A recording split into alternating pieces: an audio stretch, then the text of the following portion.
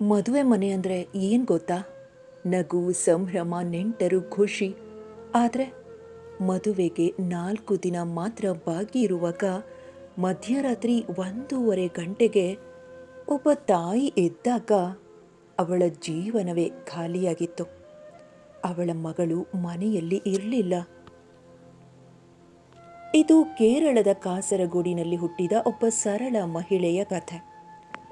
ಕಟ್ಟುನಿಟ್ಟಿನ ಮನೆಯಲ್ಲೇ ಬೆಳೆದಳು. ತಂದೆ ಪುರೋಹಿತ, ಜೊತೆಗೆ ಶಿಲ್ಪಿ. 7 ಮಕ್ಕಳ ಕುಟುಂಬ. ಕಷ್ಟ ಇದ್ರೂ ಪ್ರೀತಿ ಕಡಿಮೆ ಇರಲಿಲ್ಲ. 22ನೇ ವಯಸ್ಸಿನಲ್ಲಿ ಮದುವೆ ಆಯಿತು. ಸಾಮಾನ್ಯ ಜೀವನ, ಸಣ್ಣ ಮನೆ, ಆದರೆ ದೊಡ್ಡ ಕನಸುಗಳು. ಕೆಲ ವರ್ಷಗಳಲ್ಲಿ 2 ಮಕ್ಕಳು ಹುಟ್ಟಿದ್ರು. ಒಬ್ಬ ಮಗಳು, ಒಬ್ಬ ಮಗ. ಆ ಮಗಳು ಅವಳ ಜೀವವೇ ಆಗಿತ್ತು. ಲಾಕ್ಡೌನ್ ಸಮಯ.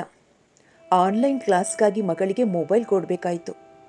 ಆ ಒಂದು ಮೊಬೈಲ್ ಅವರ ಜೀವನವೇ ಬದಲಿಸಿತು. 9ನೇ ಕ್ಲಾಸ್ ಓದ್ತಿದ್ದ ಮಗಳು ಒಬ್ಬ ಹುಡುಗನ ಜೊತೆ ಚಾಟ್ ಮಾಡತೊಡಗಿದಳು. ಮೊದಲು ತಾಯಿಗೆ ಅನುಮಾನ. ನಂತರ ಒಂದು ದಿನ ಮೊಬೈಲ್ನಲ್ಲಿ ಮೆಸೇಜ್ ಕಂಡಾಗ ಸತ್ಯ ಹೊರಬಂತು. ಮಗಳು ಪ್ರೀತಿಯಲ್ಲಿ ಬಿದ್ದಿದ್ದಳು. ತಾಯಿ ಕೋಪ ಮಾಡಲಿಲ್ಲ. ಪ್ರೀತಿಯಿಂದ ಕೇಳಿದ್ಲು. ಮಗಳು ಹೇಳಿದ್ಲು, ನಾನು ಅವನನ್ನು ಮದುವೆಯಾಗುತ್ತೇನೆ. 9ನೇ ಕ್ಲಾಸ್ ಹುಡುಗಿ ಹೇಳಿದ ಮಾತು ಅದು. ಕುಟುಂಬ ಅವಳನ್ನು ಬಲವಂತ ಮಾಡಲಿಲ್ಲ. ಸಮಾಧಾನವಾಗಿ ಮಾತನಾಡಿದರು. ಮಗಳು ಮಾತು ಕೊಟ್ಟಳು, ನಾನು ಬಿಡ್ತೇನೆ. ಆಮೇಲೆ ಅದ್ಭುತ ಬದಲಾವಣೆ. ಓದಿನಲ್ಲಿ ಗಮನ, ಒಳ್ಳೆಯ ಮಾರ್ಕ್ಸ್, ಕುಟುಂಬ ಸಂತೋಷವಾಯಿತು. ಪ್ರೀತಿ ಮುಗಿದಿದೆ ಅಂತ ಎಲ್ಲರೂ ನಂಬಿದ್ರು. ಆದರೆ ಪ್ರೀತಿ ಮುಗ್ದಿರಲಿಲ್ಲ.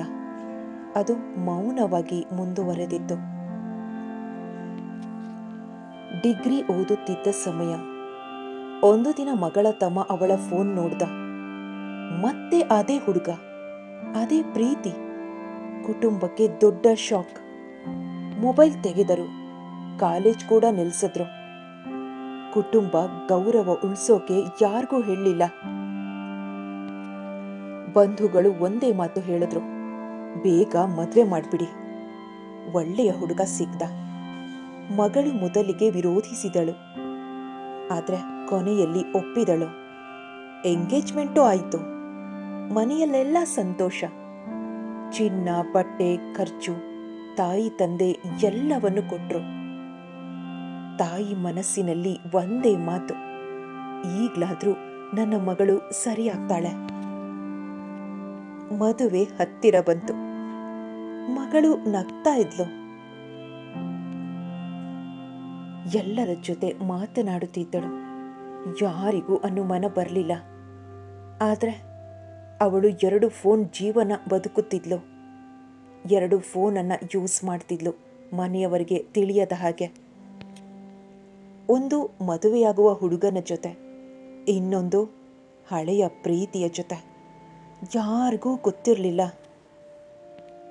ಮದುವೆಗೆ ಇನ್ನು 4 ದಿನ ಅಷ್ಟೇ ಬಾಕಿ ಇದೆ. ಮಧ್ಯರಾತ್ರಿ 1:30 ತಾಯಿ ಎದ್ದಳು. ಮಗಳು ಪಕ್ಕದಲ್ಲಿ ಇರಬೇಕಾಗಿತ್ತು. ಆದರೆ ಅವಳು ಹಾಸಿಗೆಯಲ್ಲಿ ಇರಲಿಲ್ಲ. ಬಾತ್ರೂಮ್ನಲ್ಲೆಲ್ಲ ಮಗಳನ್ನು ಹುಡುಕಾಡಿದ್ರು. ಎಲ್ಲ ಕಡೆ ನೋಡಿದ್ರು. ಮಗಳು ಎಲ್ಲೂ ಕಾಣಿಸ್ಲಿಲ್ಲ. ಅವಳು ಅಷ್ಟರಲ್ಲಾಗಲೇ ಓಡಿ ಹೋಗಿದ್ದಳು. ಮನೆಯಲ್ಲಿ ಯಾವ ಚಿನ್ನವೂ ಇಲ್ಲ, ಹಣವೂ ಇಲ್ಲ. ಕೇವಲ ಧರಿಸಿದ ಬಟ್ಟೆಯಲ್ಲಿ ಮಗಳು ಎಲ್ಲವನ್ನು ತೆಗೆದುಕೊಂಡು ಮನೆ ಬಿಟ್ಟು ಓಡಿ ಹೋಗಿದ್ದಳು. ನಂತರ ಮನೆಯವರೆಲ್ಲರೂ ಪೊಲೀಸ್ಗೆ ದೂರು ನೀಡಿದ್ರು. ಕೋರ್ಟ್ನಲ್ಲಿ ವಿಚಾರಣೆ ಶುರುವಾಯಿತು. ಮಗಳು ಹೇಳಿದ್ಲು, ನಾನು ನನ್ನ ಇಚ್ಛೆಯಿಂದ ಬಂದಿದ್ದೇನೆ. ಕಾನೂನು ಅವಳ ಜೊತೆ ನಿಂತಿತು. ಕುಟುಂಬ ಕೈ ಬಿಟ್ಟಿತು. ಮದುವೆ ಮುರಿದು ಹೋಯಿತು. ವರನ ಕಡೆಯವರಿಗೆ 3 ಲಕ್ಷ ರೂಪಾಯಿಗಳ ಪರಿಹಾರವನ್ನು ಕೊಡಬೇಕಾಯಿತು. ಇಂದು ಆ ತಾಯಿ ಹೇಳುವ ಮಾತು ಒಂದೇ, ಅವಳು ಮದುವೆ ಆಗದೇ ಇದ್ರೂ ಪರವಾಗಿಲ್ಲ, ನನ್ನ ಮಗಳು ಮತ್ತೆ ನನ್ನ ಬಳಿ ಬಂದರೆ ಸಾಕು. ಕೆಲವೊಮ್ಮೆ ಪ್ರೀತಿ ಗೆಲ್ಲುತ್ತದೆ, ಆದರೆ ಒಬ್ಬ ತಾಯಿಯ ಹೃದಯ ಸೋಲುತ್ತದೆ. ಈ ಕಥೆ ನಿಮಗೆ ತಟ್ಟಿದ್ರೆ ಒಂದು ಲೈಕ್ ಮಾಡಿ. ಇಂತಹ ನಿಜ ಜೀವನದ ಕಥೆಗಳಿಗೆ ಸಬ್ಸ್ಕ್ರೈಬ್ ಮಾಡಿ. ಧನ್ಯವಾದಗಳು.